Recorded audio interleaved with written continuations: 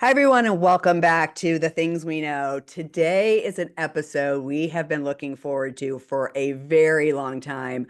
We are honored to have Kari's dear friend join us for a deeply meaningful conversation. Yeah, I'm so excited. In this episode, we're sitting down with my friend Molly Biehl Corbin, who is a certified career and life coach, public speaker, and an expert on forgiveness, among many other things. Molly has spent decades studying and teaching forgiveness. She's developed her shift technology, which we'll learn more about today, but it's a unique approach to practicing forgiveness and transforming how we face life's challenges, which we all need. We're going to explore how forgiveness is not just a lofty ideal, but an actionable shift in thinking and why it's a crucial step toward both personal peace and global change. Molly and I shared a really interesting parallel path before we even met, which is so cool. I mean, I think we both, at least I grew up in Orange County. You were there for high school. We both went to college in California, you at Santa Barbara, me at Santa Clara. And then we both lived in the same neighborhood in Washington, D.C., but didn't know each other. We had a mutual friend. After college, we were there, but we didn't meet until 1994 when we were both just having moved to New Orleans. So I've had the privilege of knowing her and watching her journey unfold. And so I'm just delighted that you're here. I've loved watching you bring your passion that has brought people and communities together. Your work in forgiveness is profound, and your insights extend beyond personal loss. They actually apply to anyone seeking peace and healing in their lives. Mm. This is going to be an incredibly valuable conversation. We're super excited to dive in. So we're so honored to have you. Welcome, Molly. Thank you so much. I'm crying already. Oh, Thanks, it just Kari. kind of, I always wonder how it feels. Like, does it feel good to have someone just kind of, give your bio to you? Well, and just the journey that we've been on together. Yeah, Yeah. Wow. it's really, really fun to be here. And I love the concept of this podcast, and I'm very much looking forward to contributing in my way. Yay. Thank you. So obviously your story is your story to tell. It's one of resilience and reflection and just incredible transformation, not just your own, but your family's and the beautiful family you brought into the world and all of that. So can you take us back to when this journey with forgiveness really began for you? Sure. It began in August of 1993 when my sister, who is a Fulbright scholar in South Africa, on the 2 days prior to returning home from her 10-month stay there, was murdered in a township called Guguletu outside of Cape Town. And the irony of it was that she was murdered by the very people she was there to support. And those were the majority of South Africans, the Black people in townships, who were about to vote in their first free and fair elections, which would eventually elect Nelson Mandela. So it was a continent away. And I got the call from the State Department when I was living and working in Washington, D.C. And we were sort of thrust into a very, as I would say, well, it was something much bigger than us, right? It was a very pivotal moment in South Africa's history. And Amy was a white face, and we know white faces often garner more attention than faces of color. And so we had a really big responsibility right off the bat, both to honor Amy and to be respectful to the country of South Africa, because it was quite clear the eyes were on us in terms of how we were going to respond. So from that moment, we began our journey of, I would say, trying to understand a situation that was not ours to initially understand. And we had the very good fortune of Amy leaving lots of writings and journals, and then of being brought to South Africa and being taught about the issues. And so we sort of took it from there. Wow. I do remember that. I was thinking about it. Kari and I have taught, she's shared your story with me in the past, but I think hearing you say it chronologically, I'm like, oh shit, I totally remember when that happened. Yeah. What was it like? I mean, I just off, what was it like? Like, what was it like showing up there? Well, I just watched, we had a lot of press. So I recently watched something because I was 23 years old at the time. Mm. Amy was 26, and it was very surreal, very surreal. But showing up there was a really good thing. We were invited by the government, so we were sort of hustled around. The first thing, we got off the plane and we met the mayor, and then we met all of these people who had been apartheid activists who, were giving their lives for something so hugely important. And it was humbling.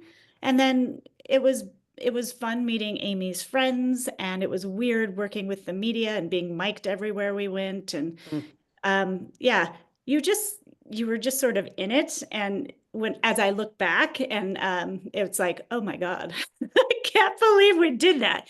But I always had Amy front and center in my mind and heart, and I just tried to make her proud. And I also knew how proud she was of me and the joy with which she led her life. And I would try to foster that all the time while I was there. And the other thing I would say is I was very lucky to have parents who were so generous in spirit. Because I had just had a friend lose a father or a brother, and the mother wouldn't let her even speak the name in the home. It was too painful for them. Mm. And I remember I'd been to my first funeral just a few days before Amy had been killed, and I had thought to myself, oh my God, I do not know what I would do if that happened to my sibling. So we had an amazing example in our parents from the get-go. Not to say it was easy. Oh, of course not. For people who are listening that aren't our age, what can you share a little bit about Amy and why she was over there, what she was doing?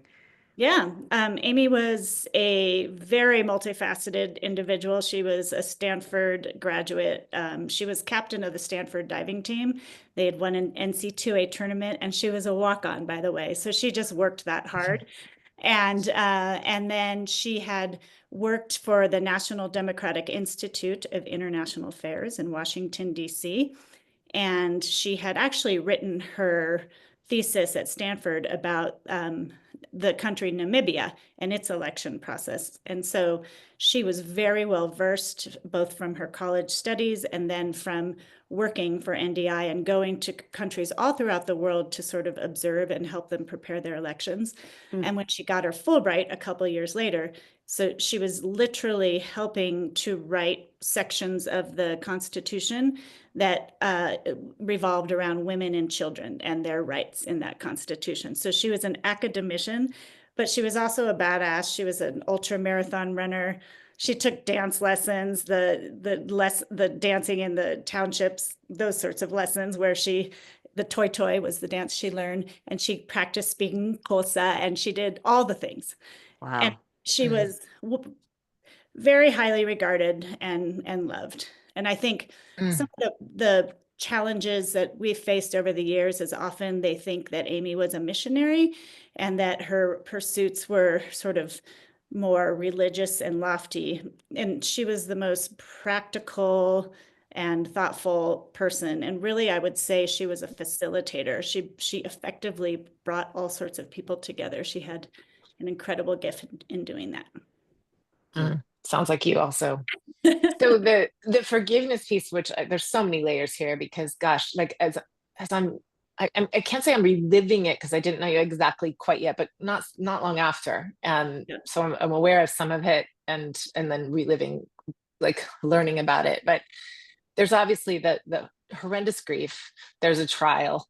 There's like some travel back and forth amidst your grief and shock and learning and honoring her life and why she was there. And then there's the amnesty hearings. And can you share a little bit about that? Because I think Yeah. when I'm aware of what people know about your family, it's that just incredible story of forgiveness, like and where it like was on the world stage at these amnesty hearings. So I think that that's an important piece of this. Yeah. And it is a very important piece. So, and that's when we met exactly, Kari, is when we lived in New Orleans and there was a trial an actual criminal trial that was taking place in Cape Town. And it was on the front page of our newspaper quite frequently during that time. And initially, we weren't going to go for the trial because we felt at that point like we weren't sure how that was going to benefit us. And we had already been asked by people in the townships to help, and we were already formulating our foundation. But then we read that there was laughter in the gallery of the courtroom when they were describing the horrific details of the moment that she was killed.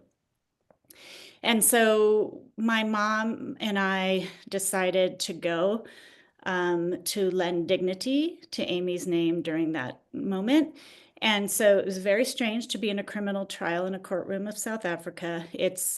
There's several languages, it's translated. The lawyers come in white wigs. I mean, it's colonial. And so that whole moment was super, I would say, awkward, and because we knew Amy and we knew how she felt, and we knew she was, who she was helping, but the gallery of the courtroom was filled with young Black, not all militant, but many who had taken the train in from the townships. And so we were sitting there, and no one showed remorse.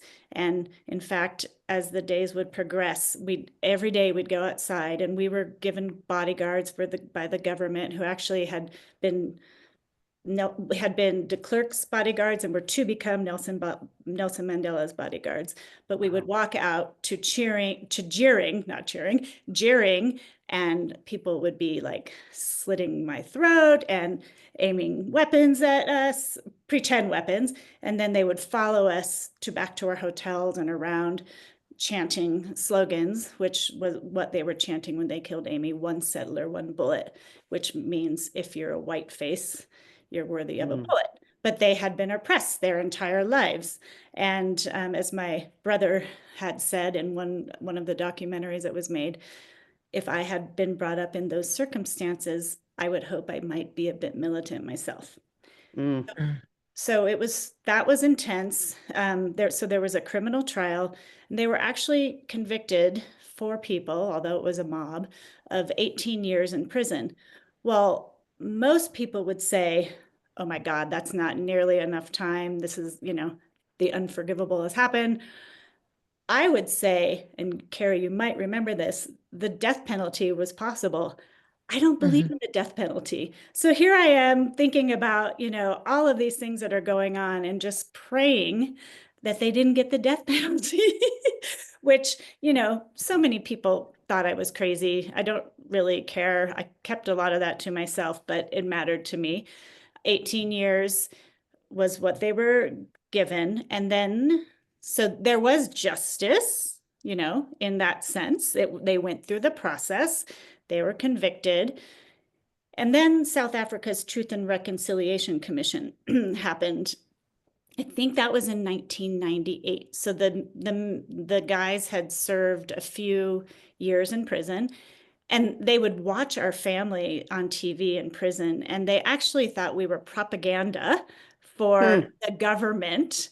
And no one believed that we could be, forgiving and contributing to the country. So everyone was confused, I guess, by what we were doing. But when the Truth and Reconciliation Commission came to be, it was chaired by Desmond Tutu, who actually was a dear friend of ours. We met him from the start, and we knew Amy's case would likely come before the commission. I do believe it was the only American case to come before the commission. And so he called my parents and he said, this is happening. And my dad, who is the best thinker and orator in the world, he asked him, well, how should we prepare? What should we say? And he said, please just come and speak your heart. And so, so my parents went to the amnesty hearing. We did not, because at that point I had my son, who was very young. And essentially, they shared about Amy and who she was, her love for sports and her love for dance. And as they were sharing, the guys across the way who had never expressed any remorse or anything of that nature, their eyes perked up and they started listening to who she was as a human being. And it was a moment where there was an opening and a possibility. And eventually, so at the end of the hearing, there was some exchanges between the parents. There was hugging and warmth. And then the guys, as they were leaving, actually shook my parents' hands. And one of the guys had actually made in prison a ship made of matchsticks, and he presented it to my dad. And so they were, what we said, and this is really important because a lot of people think we just immediately said, grant these men amnesty, we forgive them, blah, blah, blah. It wasn't that. It was, we support your process, South Africa, in this commission. Amy wrote about it. She believed in it. She had recently submitted a letter to the editor that said, what this country needs is honest and open dialogue. And this commission was going to provide just that. So we support the process. It's your decision to make. And that was really important because that's how we felt. And it wasn't wishy-washy. It wasn't anything. It was literally, this is a process. It was a pre-negotiated part of the transformation to democracy. And it was very specific and very intentional. So they were granted amnesty. And I can tell you that the day that we found out that they were granted amnesty, my dad called me, and my dad passed away at 59, unfortunately. So it's been a minute, but I can still hear his voice. He called me Bonzo, and he said, Bonzo, I have news. And I'm like, and he goes, they're gonna be free. And I just remember saying, oh shit. Okay. And so, your mind starts, I mean, we don't know who these people are. We don't know if they have vendettas or like, who knows, right? And they're going to be walking, and we're doing work over there. And so it was a very scary time. And then not long after, a anthropologist from Berkeley, actually, her name is Nancy Shepard Hughes.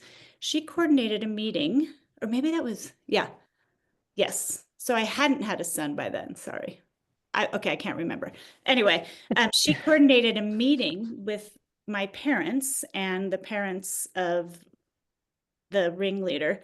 And so this dialogue sort of started opening. And eventually, two of the men responsible for Amy's death approached my parents. And they actually met my dad first, and they totally checked him out because they couldn't believe he was coming. And they literally, I since talked to them, and they were concerned he was carrying a gun and that he might be. But my dad met with these guys, and they said, we want to help. Our leadership in sort of, making this township ungovernable and, making sure we had our rights fulfilled is now over. And now we know that we can take the people in our community into another direction. And could we work with you? And so we had established the Amy Biehl Foundation in Cape Town, and we hired two of the guys, Easy and Tobacco. And so that's when the reconciliation began. And we can talk more about forgiveness and reconciliation and the difference. But it's when, my parents would go to musicals with these guys and have meals. And I'd always hear from my mom about this, and they would have kids, and I would learn. And my mom would often speak juxtaposed to one of the men in Ireland, or they were in a Google thing. Like they've spoken all over the world. And so eventually I met them, and anyway, that's a whole nother story. But My son spent time with them, and then we all went to Disneyland together, out of all things. Oh my gosh. Did not know about Disneyland. We went to the happiest place on earth together, and then we had sushi dinner and with one of the men, and it was a really profoundly fun day. And yeah, so, but they're part of our lives, and we would consider them family. Two of them. One of them went off to do not great things. Mm. And there's that. I am almost speechless, which is very rare. Look, Carrie's like shaking her head. Yeah, that's true. She's often not speechless. Okay. So our listeners are probably thinking, um, you know, wow, right? Like, first off, their mind is blown right now because even if they were around at the time as Carrie and I were, like, I didn't know all this. I didn't follow it this closely. Carrie might have because she was your friend, but I certainly didn't know all of this. And oftentimes forgiveness, and they're also probably thinking in their head, like, oh my gosh, they can do this and I can't forgive, fill in the blank, right? Forgiveness is often thought of as sort of being something passive or even impossible, especially when there's this kind of pain. But you talk about it as like a shift in thinking. And can you kind of explain that and how you developed the shift technology? Yeah. Yeah. So I think I'd been experiencing forgiveness from the get-go, but Mm, I was never intentionally understanding what forgiveness was. And it wasn't till, and maybe the people listening could more relate to this, it wasn't till after my divorce when I was losing my mind. It was literally one day, and I was driving, and I'd been driving, 3 kids, very active, 10 hours in the car, and I found myself sighing, and I knew mm, that wasn't a good sign, a healthy sign. And I was like, I've got to forgive this whole divorce situation because it was just, so I literally went on a deep dive into, like, had I forgiven? What was forgiveness? I don't even know, but I just know if I can handle what happened with Amy, I'm gonna get through this, and I'm gonna thrive, and mm. I'm gonna be better. And so this is how the world works, right? I just started Googling, like, I don't even know what I was Googling, but all of a sudden I happened upon the Berkeley Greater Good Science Center. And I signed up for one of those MOOC classes on happiness. And Mm. I was like, I'm just going to start doing happiness. And then I look at the literature, and there's a section on forgiveness. And then I'm like, start reading, and my family is like listed as examples in all of these positive psychology books. And I was like, well, shit. Here we are. Okay, let me figure out what this is. And so it was literally happening upon reading these paragraphs. And Sonia Lyumber-Mirsky, who writes a lot, she wrote The How of Happiness. There's a whole page about my family. And then I think Christine Carter had mentioned it in one of her books. And then Fred Luskin, he is my ultimate mentor, and he founded the Forgiveness Project at Stanford. And Mm. so I just started reading and absorbing and calling, and then reading all of Desmond Tutu's stuff. And I realized that forgiveness is a skill. Mm. And I realized that it's a really good idea to start on the little things before you get to the big things. I just had the good fortune. And that one thing I would like to say too is, had the outcome been different, like, you know, people say, how can you do that? I don't know if I can do that, but it's just how things, unfolded. And I don't know what I would have thought had they not approached us, or all the things, right? Mm. You really don't know. It's kind of like if someone gets a bad diagnosis. I've not had that experience for myself personally, and I don't know how I would handle that, but you kind of do.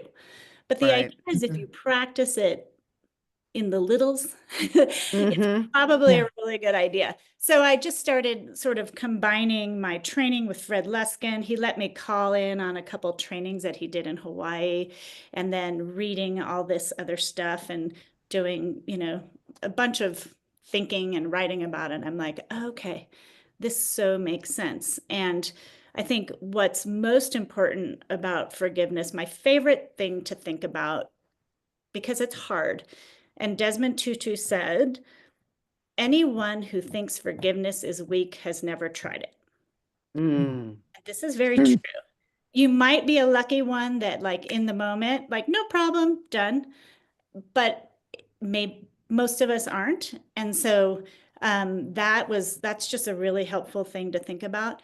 And the other thing to think about is what forgiveness is not. Like, forgiveness can be kind of a nebulous idea, but it's really clear if you know what forgiveness is not, because in a way, it can give you permission to start the process of forgiveness. Forgiveness is not weak. Forgiveness does not mean you condone what happened. Forgiveness doesn't even mean it doesn't mean you need an apology. It doesn't mean you have to be friends with the person who may have done you wrong. There's so many things that it's not. And what the definition that Sonia Lyon-Bermersky wrote that I just so identified with, because that's, I think, what I had experienced was forgiveness is a shift in thinking such that your desire to do harm lessens and your desire to do good increases. That's it. Shift in thinking. And then you can think about, I think it was Lewis Smedes who said, forgiveness is freeing a prisoner and realizing the prisoner is you. Or Oprah Winfrey, I think, said something about forgiveness is understanding that the past isn't going to look any different, but you can create your future, right? So these are all of the ways that forgiveness started making sense to me. But the shift in thinking, also because it's kind of can be pendulumy, right? Like some days, what is the four agreements, and Yeah. one of which is always to do my best, and we know that our best is different every day. Yep. And Right.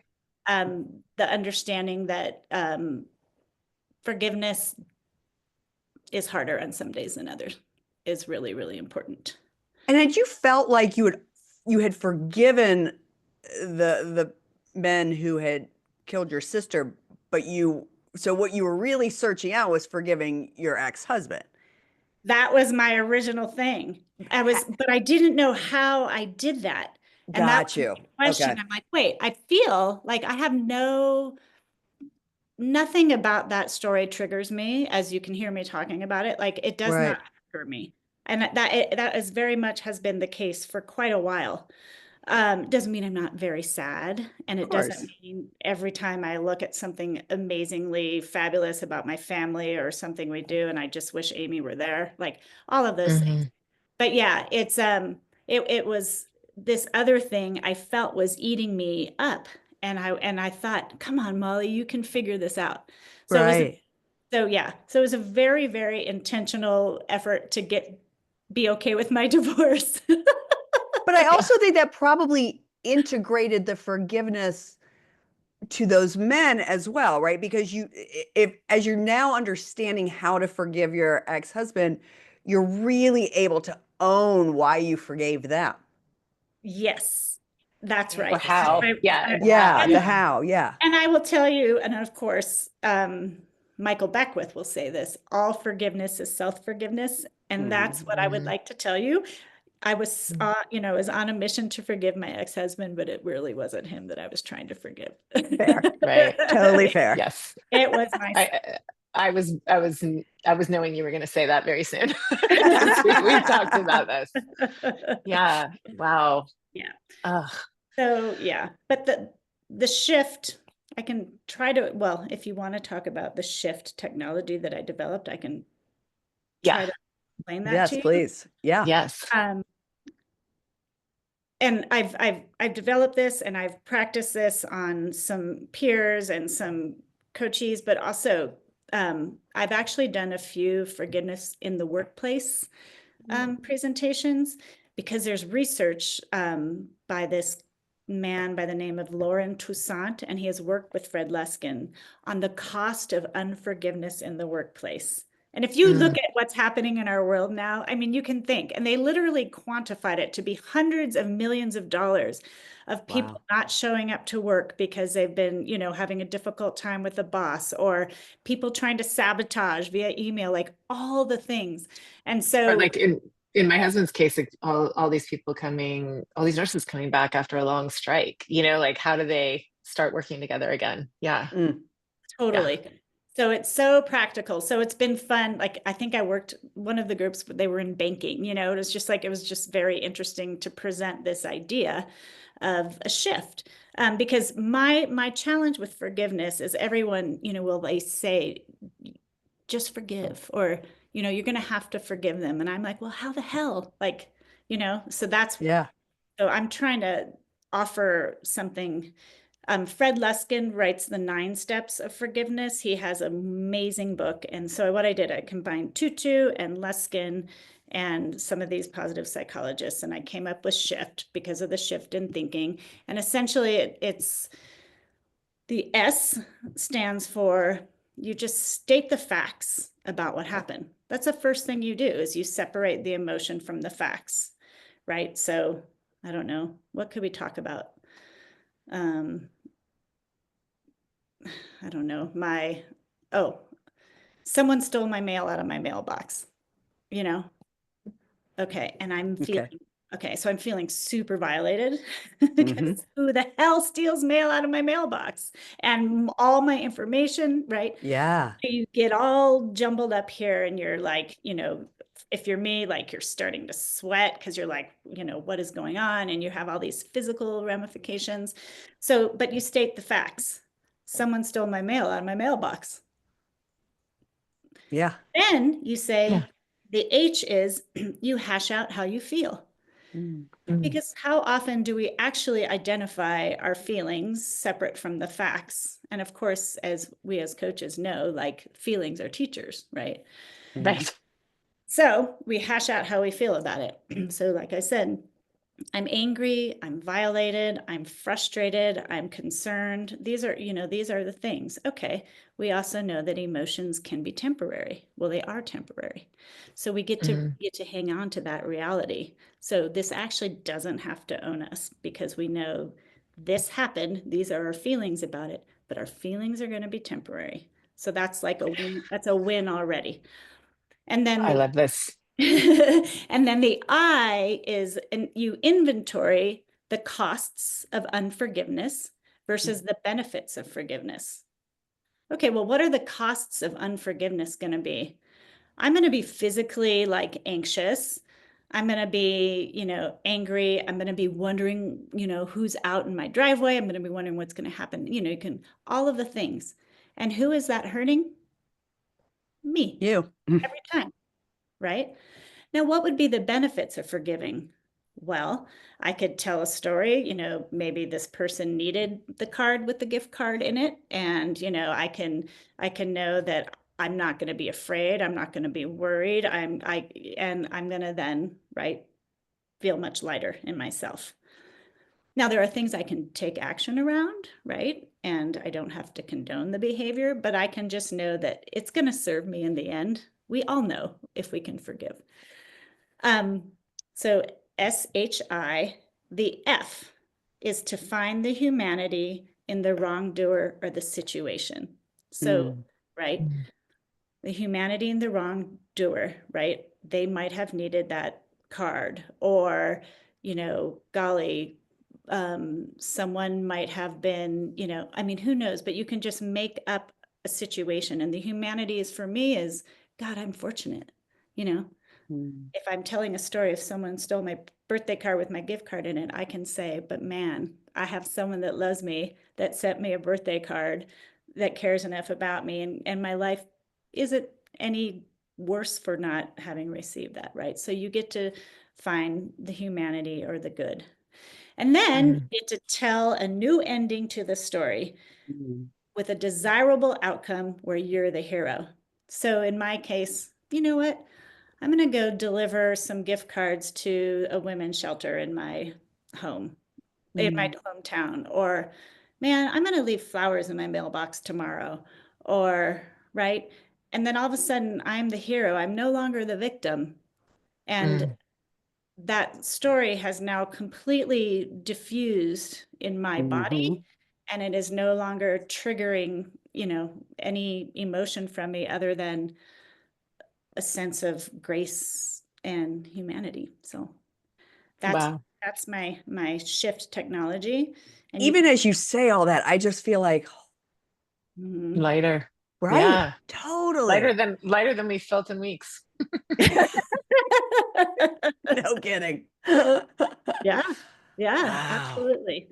So yeah, that's kind of how I process it. And then just practicing on the little things, right? So that it becomes, like a skill and a routine and all those things that we often talk about, I think, in our professions is Yeah. it's a way to get unstuck. Mm-hmm. You know, I love this. As coaches, all three of us know that, it's something that somebody worked with Griffin, yes, Jamie gave him, which is all thoughts and feelings are real. They're not all true. Right. And in coaching, that's what we're always trying to filter down to is what's true. So like the pain we carry is the stories we tell ourselves about what happened. It's not necessarily what happened. I think this is where this all gets tested though, because a lot of times forgiveness is about things that did really happen. And yes, the story we're telling, the feelings, like this part of it is so genius because it's like this did happen and your feelings are temporary, and they're not necessarily untrue, but No, like hashing them out is a really like important step that I don't know that when you're so wrong, sometimes you don't even give yourself permission to just actually move through the feelings. You just Mm. feel so stuck in it. So I think this is just genius because it's so often the other things are like, are these things even true that you're reacting to, and what are they costing you? This is like these things are true, and it's still yeah, costing you a lot. yeah. Yeah, And it's that the bank, right? The more times you yeah. practice it, and then you're like, you can just trust. Like, I'm gonna get through this next one in a much, in my mind, it's quicker, Mm-hmm. Yeah. and it's gonna be a slug for a minute, but like I am so well versed in forgiveness now that I just know I'm gonna be okay, and even that is just makes you feel so much more joyful, like all the time, because okay, stuff is going to come my way, but I've got this skill and I know how it works, and I know that when I hold on to grudges, the only person that it's hurting is me. But actually, that's not true because it's hurting my kids and it's Mm. hurting my friends and it's hurting my family because I'm not showing up as the person I want to be when I'm all festering over here in unforgiveness. So yeah, Mm. time and practice, it just, and I think forgiveness, I think, is it Mel Robbins, is her book called Let It Let Go, them. Let let them, them. Yeah. right? There's Mm-mm. so many ways of defining, forgiveness, and there's so many technologies out there, but the idea is that you can find a way to unattach yourself from a wrongdoing such that you come out of it better and Mm. freer. You said joyful, which I love, but also it feels empowering. Hmm. Very empowering. Can you look back now and see that you went through those steps? With the guys, Uh-huh. um, Maybe not in that order or whatever, but like can you yeah. think about like, oh, I did do all those things. Yes, and Taking him to Disneyland would definitely be that T part. there's a really funny story about that because in the traditions of like the townships, there's some sort of more tribal traditions than you or I may be familiar with. And we took we took Tobacco on Space Mountain, and it was decorated for Halloween. And he's, a very dark complected African man, and he came out of there looking like me because he was terrified of all of the decorations and all the thing. We had to sit him down and get it bright. I mean, it's funny. Yeah. But I think how I know I went through that process, and this is a weird thing to be grateful for, but I'm grateful for the media. Not too Because, many people say that these days. and it's because I was forced to Mm, answer questions right away mm, about it. And so I didn't have a ton of time to make up a ton of stories. mm. And what I also noticed in all the questions was they all wanted me to be angry. Yeah, I bet. Mm. And I wasn't. I was Mm, devastated. I mean, Orange County Register, I remember, just had some Yeah. just really what's the word? Like just overly well, I think intrusive, but that's not the word I'm coming to. Like there was really they aggressive. were I know it's like assumptive, but that's not what I mean Mm, either. They really just had a hard time. Whatever I read at the time, they had a hard time with you guys not being angry. They mm, wouldn't, And I they, remember your yeah, mom was interviewed, or your dad, or you, one of you was like, I think it was your dad. Anger is not going to bring Amy back. mm, right. That's right. So yeah, so the feelings were sad, and that was how, and we knew what happened because you had to face it. There was no getting around it. And it was very clear that, the cost of unforgiveness in my mind at that point was not honoring Amy. I mm-hmm. wasn't prepared to not honor Amy. So, and the humanity was everywhere we looked, walking through townships with children who went to school in a container and were given one book to read and feeling, immensely grateful. And then the new end to the story was, oh my gosh, we're going to have this foundation and we're going to do work in Amy's name, and we're going to employ two of the guys that were involved in her death, and we're going to do our best to prevent this from happening again, based on ground research, understanding how it happened in the first place. So yeah, I'd say I Mm. definitely did it. Amazing. Wow. And yeah, I don't, I've known you a couple decades now, a few decades. How many? A few. Yeah, we could just say a couple. And I still get chills about this story, and I can hear your dad, I can see your dad, and your mom, you, and your sister and brother speaking about this. And I remember being like, it's not like you had a team of people helping you figure out what your brand was. Like you literally were going through it in front of cameras, and it's an incredibly beautiful story that is so confronting to people in the best way possible, even if they, it's just so confronting for people to be like, how would I respond to that? And we're going through a lot of that in the world right now, right? And you all are like such an incredible example of that. It's wow. And just to see what you've done with it, like I keep going back to the anger piece, like in my mind, listening to this and imagining people listening to this. Like, so you do this work and you get through it and you feel proud of it. And if someone comes in, like hurts you tomorrow, I'm pissed for you. But like, what you're setting up here is like, you get to get pissed. You're not like some easy target. That's not what this means. You get to get pissed and then drive your way through it, right? Forgiveness is not a doormat. Yeah. And I mean, I'm not a pushover, and I definitely can be pissed. And yeah, and you get to be all those things and forgiving. Yeah. Yeah. Yeah.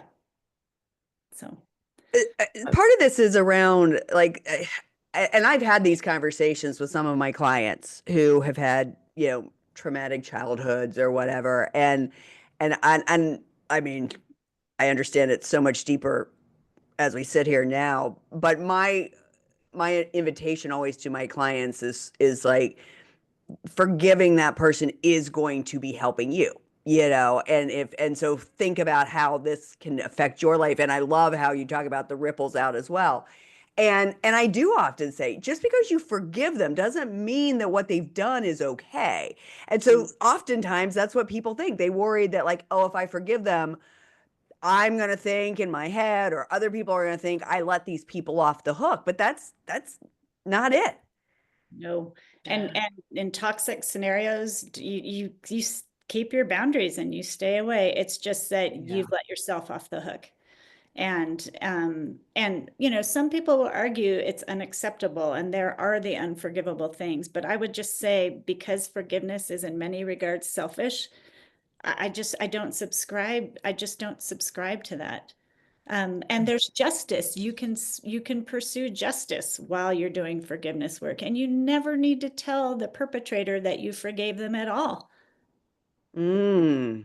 Not at all. Yeah. They don't That's need I mean, to know. interesting. that gets into like that beautiful work we do with Ho'oponopono, right? Where Yeah. like the other party doesn't need to be present or even alive for you to No, work through Mm. that. So absolutely. that's wow. Hmm. I'm in awe of you, my friend. Well, that goes back at you. Is there, Uh, sorry, go ahead, Carrie. no, no, you go. Nope, your turn.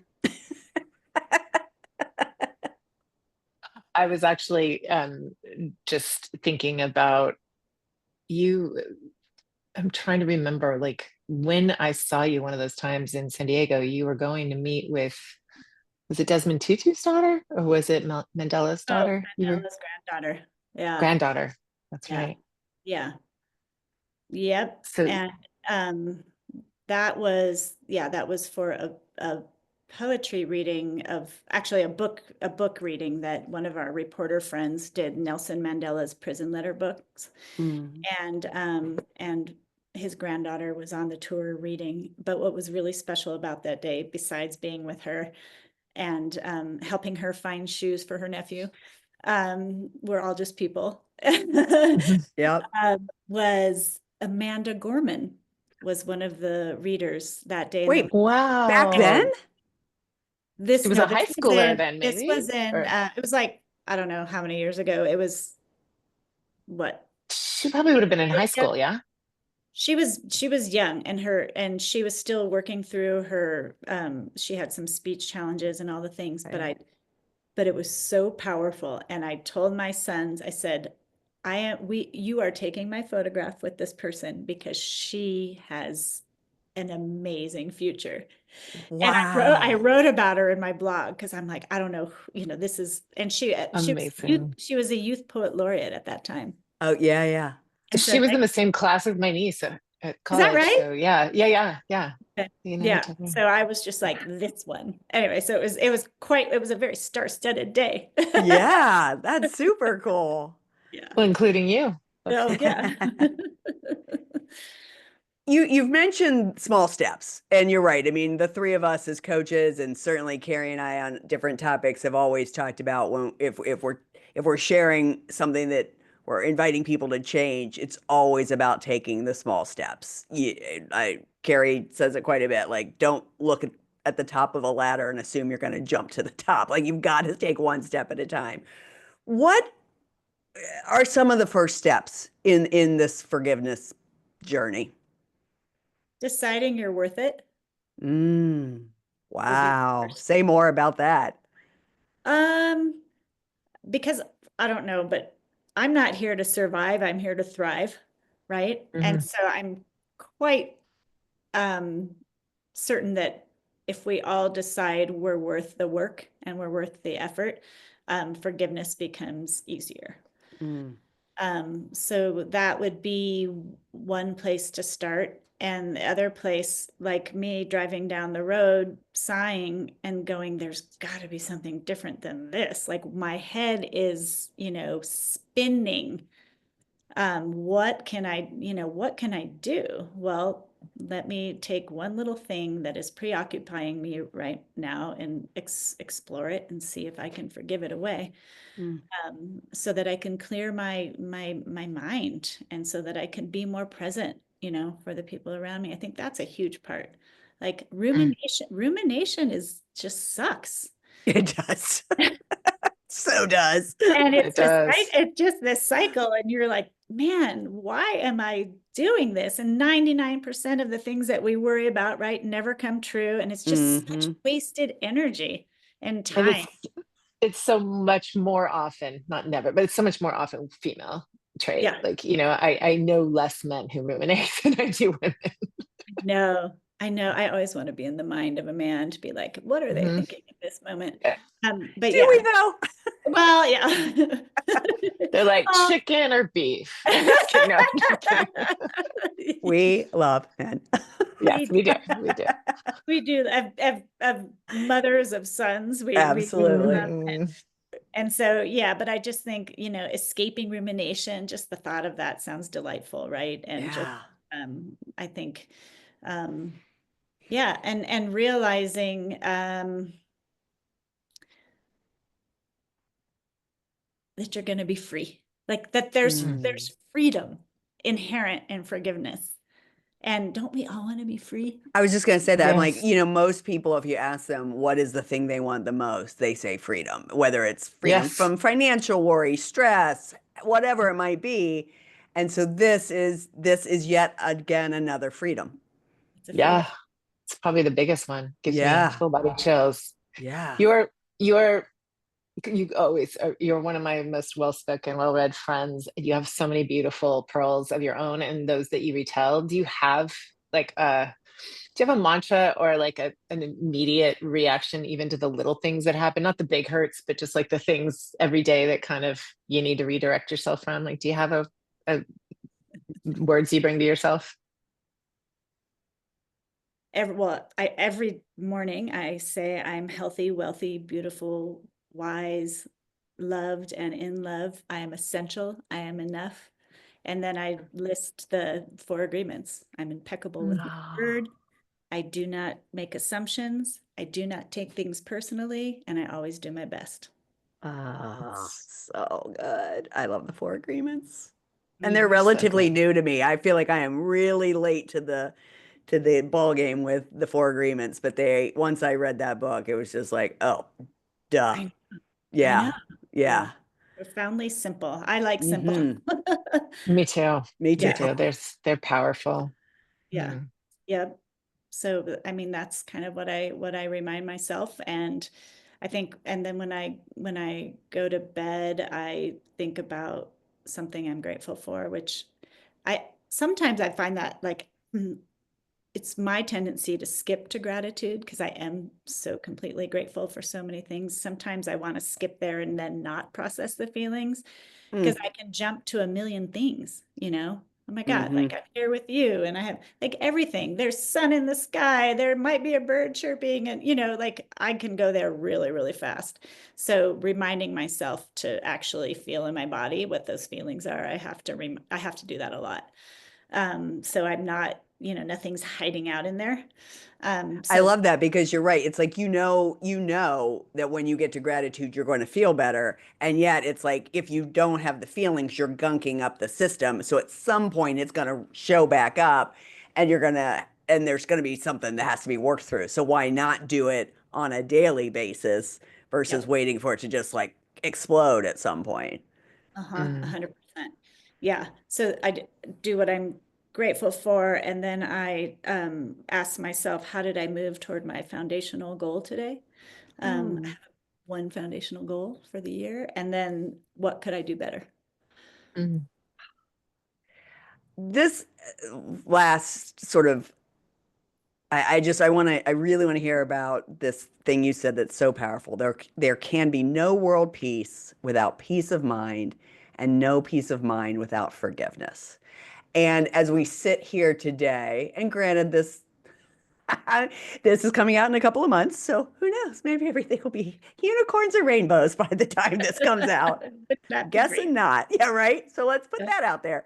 Yeah. But I mean, we are sitting in a space right now where world peace feels tenuous at best. And so, can you share more? Can you expand more on that saying? Well, the first thing is that hurt people hurt people. Yep. Yep. The other thing is there's Maslow's hierarchy of needs, right? Hmm. So in many regards, it's a very privileged thing for me to say because who the hell cares about forgiveness when you're starving? Mm. Mhm.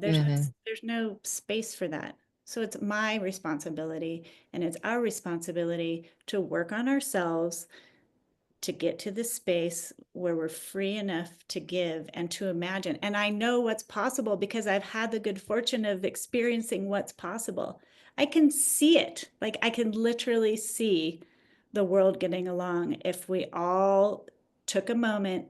I mean, we can talk about our president. He is a hurt man. Oh, He Mhm. yeah. was raised poor, with zero value, like, and so Zero many love. Yeah. zero love, and Mhm. the folks that are aligning with him and sort of this last bastion of fear of losing power and relevancy and all the things. These are people that are reacting to their hurts and their fears. They're not Yeah. responding to what's possible.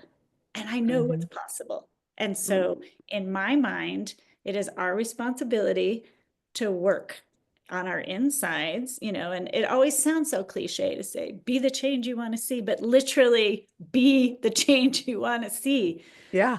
all the time in all the instances, because we have the privilege and good fortune of doing that, and then supporting the people who are having those very fundamental challenges so that they can be lifted up such that they can get a point to where they can process their hurts and their needs. And it's work, but it's something like, we can all be doing something all the time to make this world a better place. And so much of that is working on our ability to forgive. And ultimately, that's all we have control over is our own work. That's right. Yeah. That's Also, that right. was like the most beautiful, way more beautiful way of saying those of us, some of us go to therapy because of all the people that didn't. But Yeah. Yeah. Oh, that's funny. I've not heard that, but yes. Yes. um, Yeah, for which sure. is obviously not exactly what you were saying, because that's a much more profound and beautiful. I was just sitting here listening, going, "You should run for office, really." But truly, your leadership is needed, and Yeah. Well, thank I'm you. glad you're doing all the work you're doing in the world, my friend. Wow. Thank- Um, yeah. Uh, did one of the many things Molly and I share, and Lisa shares this too, is a love of music. So you were so hilarious yesterday when I was like, "What's your favorite song?" And you were like, "I could go with this. I could go with this." Okay, this. So what is the song that you wanted to highlight Yes. today? Well, and I was highlighting yes, I was telling you all the songs I'd listened to already that day, which Yes, was such yes. a smorgasbord. We're music fans, and but I had been thinking of, like, I love reggae and I love Bob Marley and I love Ziggy Marley, and then I was out and it was on my mind, and all of a sudden Ziggy's song "Got to Be True to Myself" came on, and I was like, Mm. that's it. Full body chills right now. Mhm. Yes. And I don't know how many times I've seen him in concert, but at least 20. And And once with me, at least, I think. and that's it. Got to be true to myself. Oof, Ah, wow. it's so good. If there was one message more, because you've dropped so many pearls, I'm going to be going back through this so we can we can pull out some of this stuff just to Written a highlight lot of it. notes. If there's just one message you want our listeners to walk away with today, what would it be?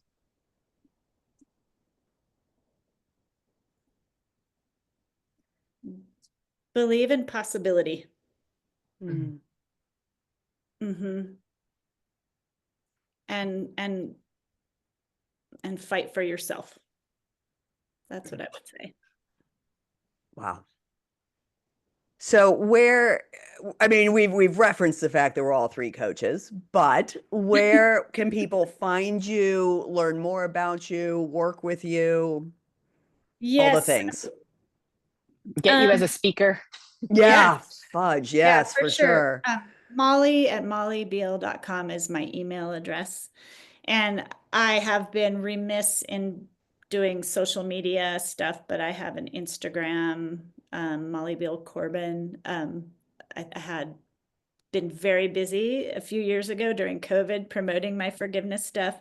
And then of late, I've been focused more on my international work here in Santa Fe. But I had been thinking that it's time to get way more involved on a larger scale with my forgiveness work. And I know, Kari, you challenged me to do that a long time ago.